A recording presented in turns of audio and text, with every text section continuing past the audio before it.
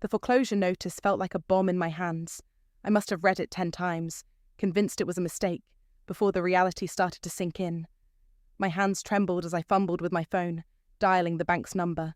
My name is Brianna, and until that moment, I thought I was doing everything right. I had a stable job, a beautiful home I'd worked my ass off to buy at 28, and I'd even opened my doors to my retired parents because that's what good daughters do. Right? I'm sorry, ma'am, but there's definitely a second mortgage taken out on your property 6 months ago, the bank representative said, her voice carrying that artificial customer service sweetness that made my stomach turn. That's impossible. I stopped mid-sentence, a horrible thought forming. Can you tell me who signed for it? The documents show your signature, Ms. Watson. Would you like me to email you copies? My throat went dry. Yes, please. While waiting for the email, I tore through my home office, pulling out every financial document I could find. The bank's email arrived with a soft ping that felt like a gunshot. There it was, my signature, perfect in every way, except I hadn't written it. I grabbed my keys and drove to my parents' favourite diner, where I knew they'd be having their usual Wednesday lunch. The whole way there, I kept thinking about how Mum had insisted on handling my mail while I was on that 2-week business trip to Boston. How Dad had been oddly interested in my work schedule lately. They were sitting in their usual booth, Mum stirring her coffee with precise movements, Dad working on his crossword puzzle. The scene was so normal, it made me sick. Did you forge my signature? I didn't bother with hello. Mum's spoon clinked against her cup, but her face remained perfectly composed. Brianna, dear, sit down. You're making a scene. Answer the question. Dad finally looked up from his puzzle. We did what needed to be done. What needed to be... I choked on the words. You took out a second mortgage on my house without my permission. Lower your voice, Mum hissed, glancing around at the other diners, always more concerned with appearances than reality. I slapped the foreclosure notice on their table. They're going to take my house. Do you understand that? Everything I worked for... It's done, Dad cut in, his voice maddeningly calm. You're smart. You'll figure it out. Figure it out? I laughed, and it sounded hysterical even to my own ears.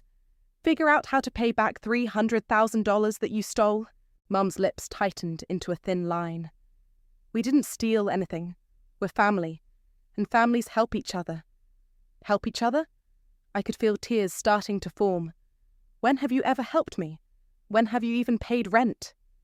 We're your parents, Mum said, as if that explained everything. Besides, it was for your brother's wedding. You wouldn't want to ruin Ryland's special day, would you? The pieces clicked into place. Ryland's destination wedding, the endless Instagram posts about vintage champagne and custom suits, the 5-star resort in the Maldives. My house was being foreclosed on, so my brother could have his dream wedding. You're going to fix this, I said, my voice shaking. You're going to go to the bank tomorrow and confess what you did. Dad folded his newspaper deliberately. No, we're not. What's done is done. This family needs to maintain certain standards, and your brother's wedding is a priority. A priority over my home, my life. Don't be dramatic, Mum sighed. You have a good job. You can get another mortgage. Maybe this is the push you need to finally find a husband. I stared at them. These people who had raised me, who I'd trusted enough to give a key to my home. They looked back with blank, unrepentant faces, as if I was the unreasonable one for being upset about their fraud. You know what? I whispered, gathering my things. You're right. I am smart, and I will figure this out, just not the way you think. As I walked out of the diner, I heard Mum call after me. Don't you dare tell your brother about this.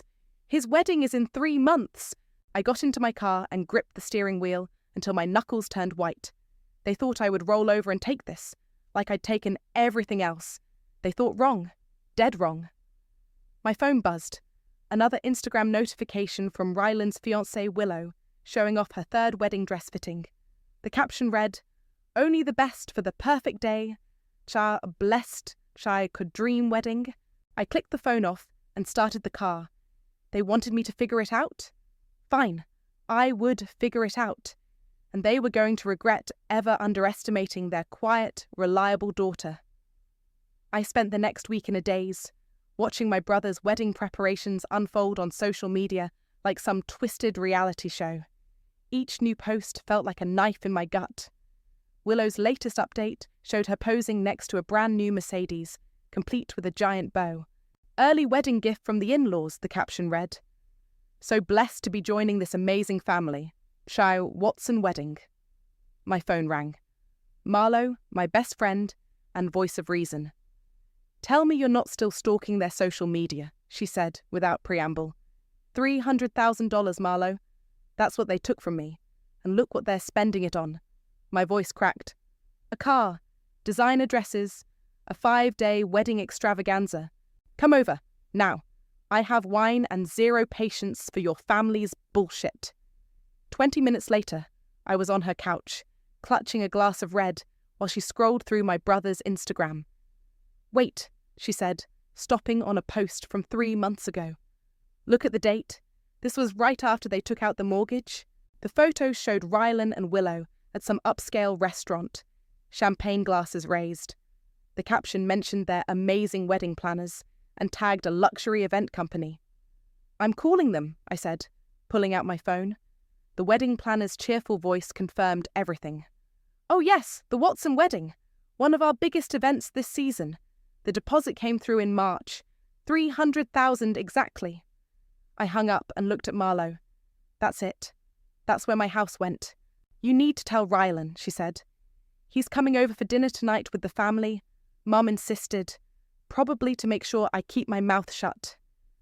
Marlo topped off my wine. "Then tell him tonight." The dinner was exactly as awful as I expected. Mum had taken over my kitchen, cooking Rylan's favourites, while he and Willow dominated the conversation with wedding details. "The ice sculpture is being flown in from Sweden," Willow gushed. "And wait until you see the fireworks display." I stabbed my fork into my meat. "Sounds expensive." "Don't be bitter just because you can't afford nice things," Rylan laughed. "Maybe if you worked harder." "Funny you should mention money," I said, pushing my plate away. "Want to know where your wedding budget came from?" Mum's fork clattered against her plate. "Brianna, don't." "They forged my signature," I said, looking directly at Rylan. "They took out a mortgage on my house to pay for your wedding. I'm about to lose everything." The silence was deafening. Rylan's face went from confusion to disbelief to something uglier. "You're lying," he said finally. I pulled out the foreclosure notice and bank documents. "Read it yourself." Willow snatched the papers first, her perfectly manicured nails crumpling the edges. Her face went pale. "This has to be a mistake," she said, voice shrill. "We can't cancel now. Everyone who's anyone is coming to this wedding." "Your house? Your problem?" Rylan shrugged, but I saw the flicker of guilt in his eyes. "Mom and Dad knew what they were doing." "And you didn't question where all this money was coming from?" I demanded. "You thought our retired parents suddenly had hundreds of thousands of dollars lying around?" "That's enough." Mum stood up, her chair scraping against the floor. "We did this for you too, Brianna. A proper family wedding raises all our social standing. Get out!" My voice was quiet but firm. "All of you, get out of my house. The house you stole from me." "Don't be dramatic," Dad said, using the same tone he'd used when I was a kid, asking why Rylan got a car for his 16th birthday while I got a bus pass. "Dramatic?" I laughed. "You want dramatic? How about I call the police right now and report the fraud?" "You wouldn't dare," Mom gasped. "We're family." "Family doesn't steal from family," I shot back. "Family doesn't forge signatures and commit fraud." Willow stood up, straightening her designer dress. "Come on, Rylan. We don't need this negativity before our special day." They filed out one by one, leaving their half-eaten dinner behind. Only Rylan paused at the door. "You know," he said, not quite meeting my eyes, "if you try to ruin this wedding, you'll never be forgiven." I walked to the door, hand on the knob. "Funny thing about forgiveness, little brother. Right now, I don't give a damn about any of yours." I closed the door on his shocked face and slid down against it, pulling out my phone. I scrolled through my contacts until I found the name I was looking for. Nasir, my ex-boyfriend who'd become one of the city's top fraud attorneys. My fingers hovered over his number as I thought about Mum's words. Family, social standing, proper weddings. To hell with all of it. I pressed dial. Nasir's office hadn't changed in the 2 years since we'd broken up. Same leather chairs, same view of downtown, same intense focus as he reviewed the documents spread across his desk. This is... He paused, looking up at me. This is serious, Bree. We're talking federal fraud charges. I know. And you're sure you want to pursue this? Against your own parents? I pulled out my phone, showing him Willow's latest Instagram story, my parents beaming at a cake tasting, while she narrated about the most supportive in-laws ever. They're at $1,000 cake tasting with money they stole from me, I said. So yes, I'm sure. He leaned back, running a hand through his dark hair. Okay, but we need more evidence. Bank statements, emails, anything showing a pattern. Already on it.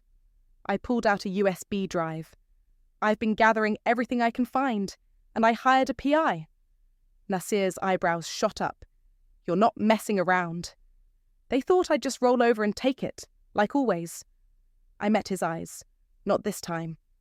Later that afternoon, I met Dante, the PI, at a coffee shop. He had the weathered look of someone who'd seen too much and cared too little, but his eyes were sharp. Your brother's quite the social media influencer, he said, sliding a folder across the table. Makes my job easier when people document their spending so thoroughly. Inside were screenshots of purchases, credit card statements, and bank transfers, all leading back to my parents' accounts and my house. How did you get these? I asked. Let's just say your mother's password is still your brother's birthday. He smirked. And she never logs out of anything. My phone buzzed. A text from Marlo. SOS. Your brother's fiancé is here at the salon. You need to hear this. 20 minutes later, I was sitting in Marlo's nail salon, hidden behind a magazine while Willow held court with her bridesmaids 2 chairs over. I can't believe how perfect everything is, she gushed. Ryland's parents are literally angels. They're handling everything. The venue, the flowers, my dress, even the honeymoon. But I thought they were retired. One bridesmaid asked, Oh, they have investments and stuff. Willow waved her hand dismissively. And Ryland's sister is like, loaded. She's helping too. She just doesn't know it yet. I gripped the magazine so hard it tore. Marlo, working on Willow's nails, caught my eye and shook her head slightly. Not yet. That evening, I met Nasir again, this time at a bar where we used to date. He ordered my usual without asking. He still remembered. I found something interesting, he said, pulling out his tablet. The witness signature on the mortgage documents? It's your father's handwriting. How can you tell? Because he used the same signature on his retirement paperwork 3 years ago. He showed me the comparison. This is better for us. Multiple parties involved in the fraud. They're going to hate me for this, I whispered. Nasir's hand covered mine briefly. They should have thought of that before they stole your house. My phone lit up with a text from Mum. Family dinner tomorrow. Non-negotiable. We need to discuss your attitude. I showed Nasir the message. He frowned. Don't go alone, he said. In fact, don't go at all. They might try to pressure you into signing something. No, I said slowly, an idea forming. I'll go, and I'll record everything. Brianna, trust me. I need them to admit what they did. On record, he sighed, pulling out a small device from his briefcase. At least use this instead of your phone. Better quality, harder to detect. The next day, I walked into my parents' house wearing the recorder. Mum was in full hostess mode, as if nothing was wrong. Rylan and Willow sat on the couch like royalty holding court. Sweetheart, Mum said, her voice honey-sweet. We've been thinking. If you're struggling with money, maybe you should sell the house. We know a lovely apartment complex. You mean my house? I interrupted. The one you mortgaged without my permission? We had permission, Dad said firmly. You're our daughter. That's all the permission we needed. So you admit you forged my signature? The room went silent. Mum's smile turned brittle. No one's admitting anything, Ryland snapped. Stop trying to ruin everything. I stood up, my hand brushing against the recorder in my pocket. You know what? You're right. I should just accept that my parents committed fraud, stole my house, and are bankrupting me for your wedding. That's totally normal. Finally, Willow sighed. She's being reasonable. I walked out, my heart pounding. In my car, I played back the recording, their voices clear as day, admitting everything. I sent it to Nasir with one message. Let's burn it all down. You might want to sit down for this, Dante said, spreading files across my kitchen table. 3 days had passed since the recorded confession, and he'd called an urgent meeting. What am I looking at? I asked, scanning the documents. Your financial history, or should I say, your family's creative writing project. He pointed to a loan application from 5 years ago. See this? A student loan in your name, taken out well after you graduated. My hands shook as I picked up the paper. I never applied for this? No, but someone did. To the tune of $50,000. He pulled out more documents. And here's your college fund, drained in 2018. Want to guess where that money went? Ryland's startup, I whispered, remembering my brother's failed tech company. But Mum said that money was lost in the market crash.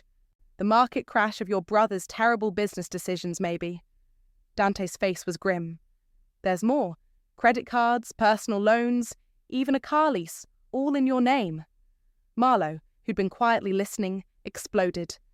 Those manipulative pieces of... Wait, I cut her off. How did they get away with this? Because they had access to everything, Dante explained. Your mail, your personal documents, probably your social security number since birth. They've been playing a long game. My phone buzzed. Another wedding update. Willow showing off her third backup dress, just in case the first two weren't perfect enough. I need air, I muttered, heading to the backyard. Marlowe followed. You okay? No. I laughed bitterly. I'm an idiot. All these years I thought I was being a good daughter. Instead, I was being their personal ATM. My phone rang. Nasir. You need to come to my office, he said, without preamble. Now. 20 minutes later, I sat across from him while he pulled up documents on his computer. Remember how we thought the mortgage fraud was bad? He turned the screen toward me. That was just the tip of the iceberg. What do you mean? Your parents didn't just forge your signature once. They've been doing it for years. Small amounts at first, building credit lines, taking out loans. The mortgage was their biggest move yet. But why? I asked. They have their own money. Had, he corrected. Their retirement fund is empty. They've been living off you for years, funneling everything to Rylan. The golden child needed his lifestyle funded somehow. My phone lit up with a text from Mum. Dress fitting tomorrow, don't be late, and bring your checkbook. We need to discuss the wedding band deposit. The audacity, Marlowe muttered, reading over my shoulder. Nasir leaned forward. We have enough for a massive fraud case, but once we file, there's no going back. Your whole family will face serious consequences. Good, I said, surprising myself with the venom in my voice. Let them face consequences for once. Back home, I found more wedding invitations had arrived. Thick cream envelopes with gold foil, each one probably costing more than a day's worth of groceries. Dante called again. Found something else. Your father's been telling people he's an investor in your house, even tried to use it as collateral for another loan last month. What stopped him? The bank noticed the foreclosure notice. Otherwise... He let the sentence hang. I sat in my kitchen in my house that I'd bought with my money, and felt something snap inside me. Dante, I said slowly, I need you to dig deeper. Every account, every transaction, every lie they've ever told. I want it all. Already on it. But, he paused. You should know, your brother's wedding venue? They're behind on payments. Your parents promised the final installment this week. I smiled for the first time in days. Is that so? Marlowe recognized my expression. What are you thinking? I'm thinking it's time to stop playing defense. I pulled out my laptop. Mom and Dad want to maintain appearances. Let's see how they handle a very public humiliation. Brianna, Nasir warned, but I could hear the approval in his voice. The wedding's in 2 weeks, I said, typing rapidly. Just enough time to watch their perfect plan collapse. My phone buzzed again. Willow posting about her perfect family and dream wedding. You know what the best part is? I looked at my friends.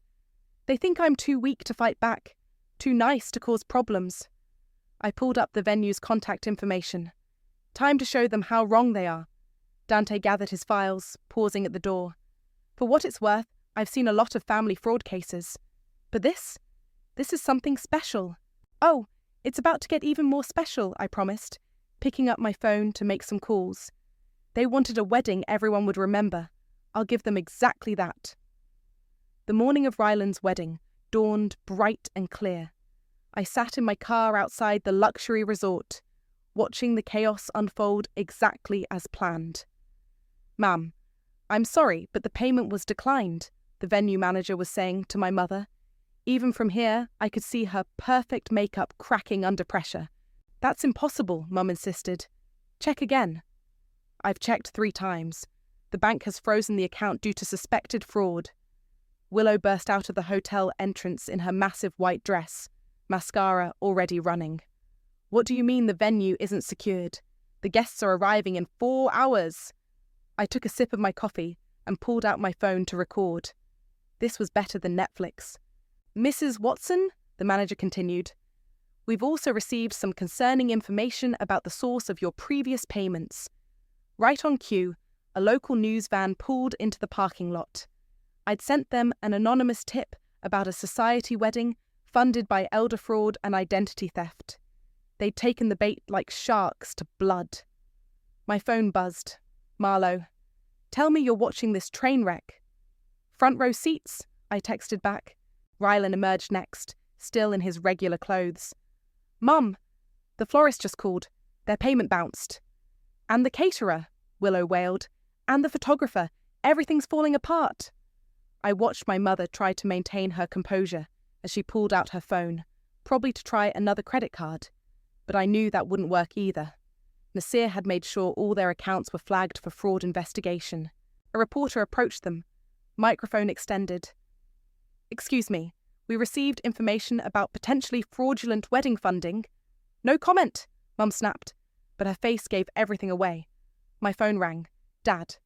"What did you do?" he demanded. "Me? Nothing. I'm just watching karma do its work." "This is your brother's wedding." "And this is my house you stole," I replied calmly. Funny how consequences work. More news vans were arriving. Willow's social media influence had made this wedding local news, and now it was becoming a different kind of story entirely. "Please," Mum's voice cracked as she called me. "We can fix this. Just call off whatever you did." "Fix it, like you fixed my credit, my bank accounts, my trust." "We're family." "Not anymore." I watched as Willow's bridesmaids arrived, all dressed and ready for perfect Instagram photos. Instead, they found their influencer friend having a meltdown in the parking lot. "My wedding!" Willow screamed. "My perfect day! Do you know how many sponsors we had for this?" Ah yes, the sponsors. I'd contacted them too, with proof of where their money was really going. They'd pulled out faster than I could say fraud. Ryland spotted my car and stormed over, face red with rage. I rolled down my window. "You vindictive bitch," he spat. "You couldn't stand to see me happy, could you?" "Happy?" I laughed. "You mean you couldn't stand not being the centre of attention? Tell me, did you know where the money was coming from?" His silence was answer enough. "That's what I thought." I started my car. "By the way, those credit cards you've been using, the ones in my name, they've all been reported stolen. Might want to find a new way to fund your lifestyle." "You've ruined everything," he said, his voice breaking. "No, you all did that yourselves. I'm just making sure everyone knows the truth." As I drove away, I watched in my rearview mirror as more guests arrived, only to find police cars instead of valets. The fraud investigation team had impeccable timing. My phone kept buzzing with messages. "Mum, please stop this." "Dad, you've gone too far." Willow, "I'll never forgive you for this." Marlo, "OMG, they're interviewing the bridesmaids. This is better than reality TV." Nasir, "Everything's proceeding as planned. The police have all the evidence they need." I drove to a nearby cafe and ordered another coffee. Through the window, I could see the resort's perfect gardens, where my brother's perfect wedding was supposed to take place. Instead, there were news crews, angry guests, and the slow, beautiful collapse of my family's carefully constructed facade. "More coffee?" the waitress asked. "Yes, please." I smiled. I'm celebrating. My phone lit up with a news alert. Society wedding cancelled amid fraud allegations. Family under investigation. I saved the article. Something told me I'd want to remember this day for a long time. Another text from Rylan. I hope you're happy. Actually, I typed back. I am. And the best part? This is just the beginning. 3 days after the wedding disaster, I sat in my car outside my parents' house, watching police cars pull into their driveway. My hands shook as I filmed everything on my phone. You don't have to watch this, Marlo said from the passenger seat. Yes, I do. 2 officers approached the front door. Even from here, I could see Mum's face drain of colour when she opened it. Dad appeared behind her, his usual confidence crumbling as they read the warrant. My phone buzzed. Nasir. It's done. They're being charged with multiple counts of fraud. I watched as my parents were led out in handcuffs, my mother still trying to maintain her dignity in her designer outfit. The neighbours were coming out of their houses now, phones raised, recording everything. How's it feel? Marlo asked softly. I don't know, I admitted. Empty, maybe? Satisfied? Sick? A familiar car screeched to a halt behind the police cruisers. Rylan, looking dishevelled in yesterday's clothes. He spotted my car and charged over, pounding on my window. Get out! He screamed. Get out and face what you've done. I stepped out slowly, aware of the neighbours watching. What I've done? You mean exposing the truth? They're our parents. His voice cracked. How could you do this to them? How could they do this to me? I shot back. How could you let them? I didn't know. Bullshit, I cut him off. You knew. You just didn't care as long as you got what you wanted. A detective approached us, notepad in hand. Ms. Watson, we need to ask you some questions about the extent of the fraud. She's lying, Rylan shouted. She's just jealous because they love me more. The detective raised an eyebrow. Sir, we have documented evidence spanning several years. Your sister is the victim here. Victim? He laughed hysterically. She's psychotic. She destroyed my wedding, ruined Mom and Dad's lives. They ruined their own lives, I said quietly. And yours too, probably. Those credit cards you've been using, the ones in my name, the police know about those too. His face went pale. Mom's voice carried across the lawn as they put her in the police car. Brianna, please, sweetie, don't do this to us. We can work something out. I turned away, but not before catching the look of pure hatred on her face when she realised I wouldn't help. Back at my house later that evening, Nasir spread out the case files on my kitchen table. They're looking at serious time, he said. The fraud amount is substantial, and it was premeditated over years. What about Rylan? He's being investigated too. Preliminary evidence suggests he knew about the fraud, maybe even encouraged it. My phone kept buzzing with messages from family, friends, and relatives. How could you do this to your own parents? Family problems should stay private. You're breaking your mother's heart. Marlo grabbed my phone and turned it off. They don't get to guilt trip you. Not anymore. A knock at the door made us all jump. It was Willow, mascara streaked down her face. You bitch, she spat. Do you know what you've done? My influencer contracts are being cancelled. My followers think I knew about the fraud. Did you? I asked simply. She faltered. That's not the point. You've ruined everything. No, you all ruined everything when you decided my life was worth less than your perfect wedding. The police want to question me. She was crying now. Me. Do you know how embarrassing this is? Almost as embarrassing as having your house stolen by your own family. She left in tears, nearly running into Dante, who was arriving with more files. Your parents are being processed now, he reported. But there's something else you should know. Your father, he tried to transfer property deeds this morning. More of your property. What? Even after being arrested, they were still trying to steal from you, Nasir said quietly. I sat down hard in my kitchen chair, looking around at my house, the house I'd worked so hard for, the house they'd tried to take from me. You okay? Marlo asked. No, I admitted, but I will be. My phone started ringing again. The detective handling the case. Ms. Watson, we need you to come down to the station. Your parents are requesting to speak with you. I looked at Nasir, who shook his head slightly.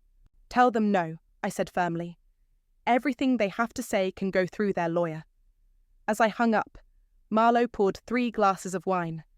"To karma," she said, raising her glass. "To consequences," Nasir added. I lifted my glass, thinking of my parents in their cells, of Ryland's shattered perfect life, of Willow's ruined social media empire. "To the truth," I said. "It always comes out in the end." The courthouse buzzed with tension as I took the witness stand. 3 months had passed since my parents' arrest, and now here we were. Me in a simple black dress, them in matching prison jumpsuits, Ryland slouching in the gallery with his lawyer. "Please state your name for the record," the prosecutor said. "Brianna Watson."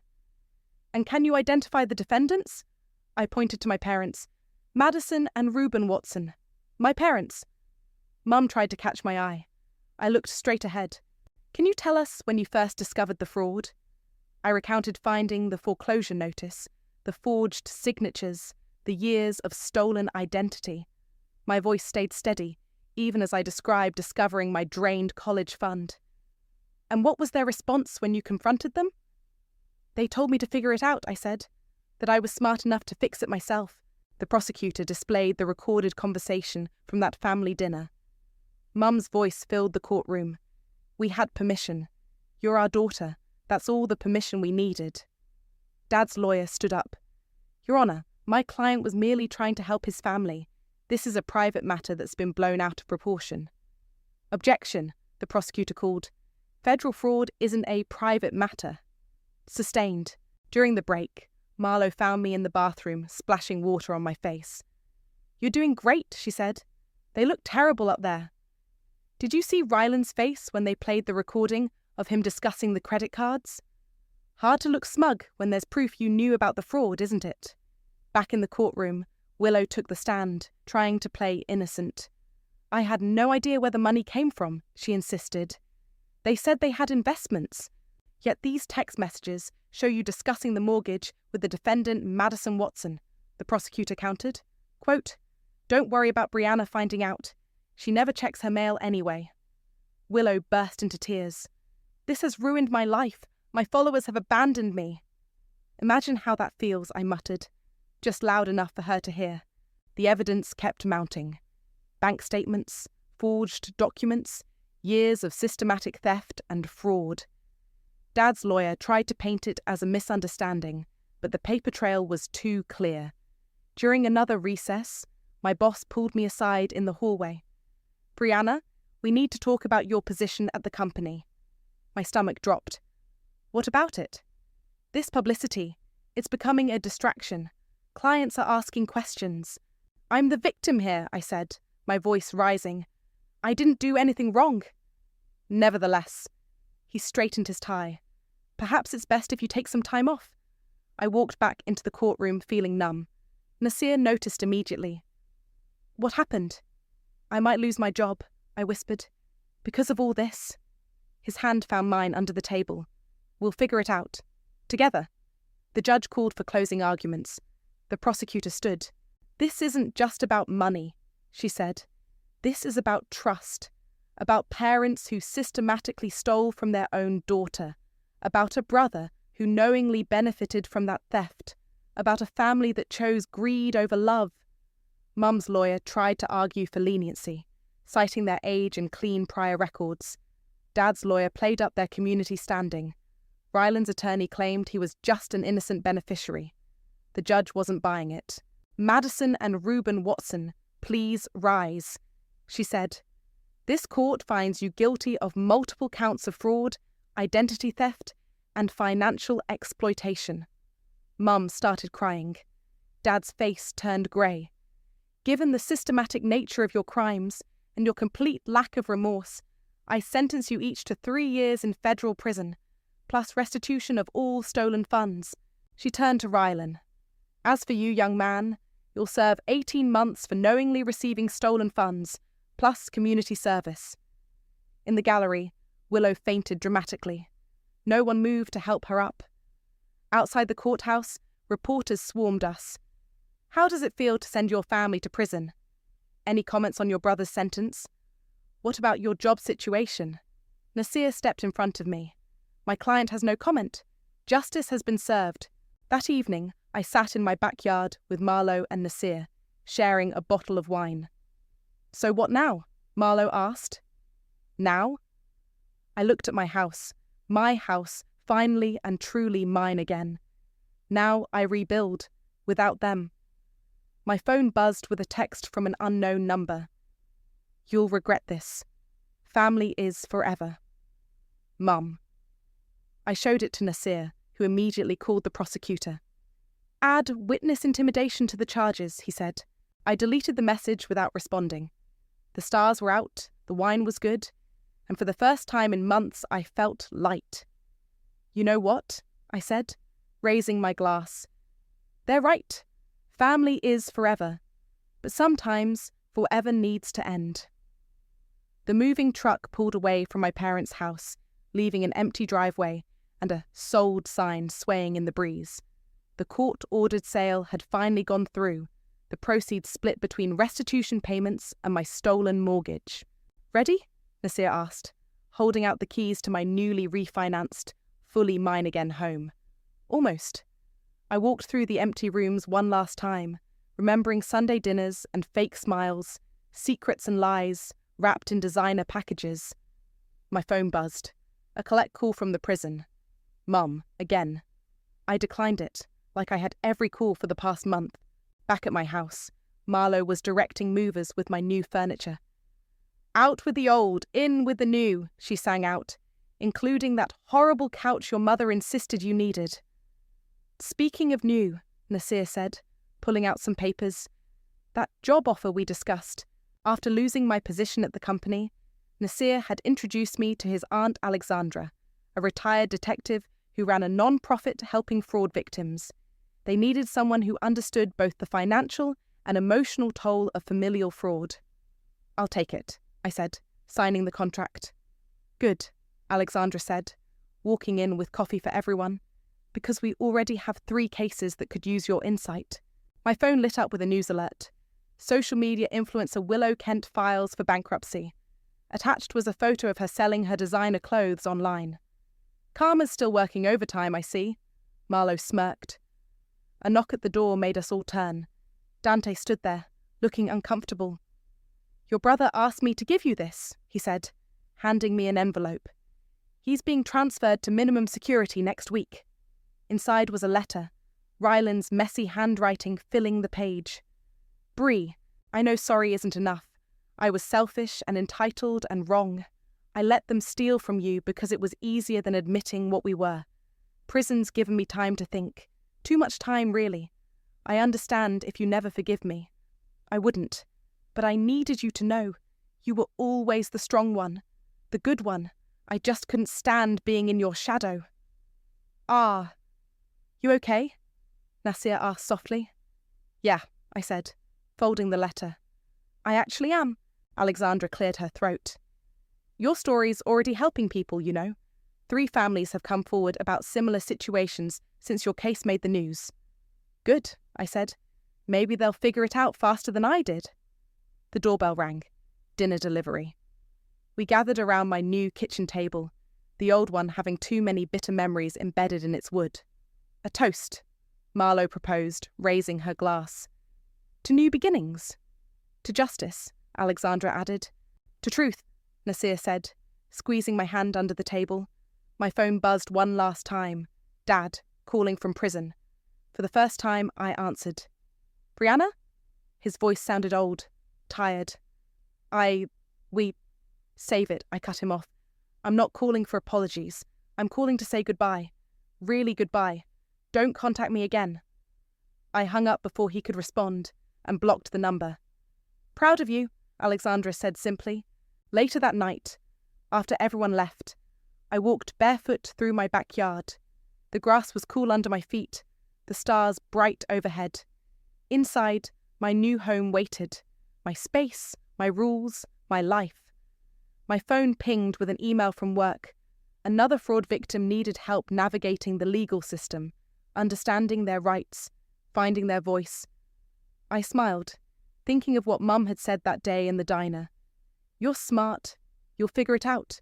I had figured it out, just not the way they expected. I opened my laptop and started typing. Dear Reddit, a month ago I posted about my parents stealing my house to fund my brother's wedding. Many of you asked for an update. Well, here it is. They're in prison. He's in prison. His Instagram-obsessed fiancé is bankrupt. And me?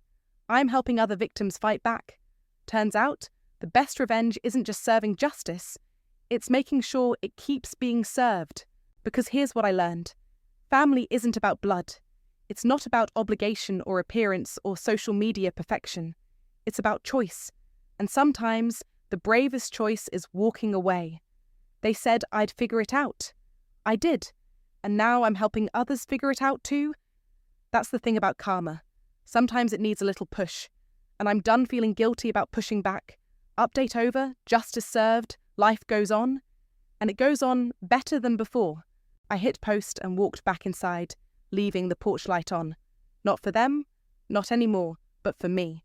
Because sometimes the light you leave on helps you find your way home. To your real home. To yourself.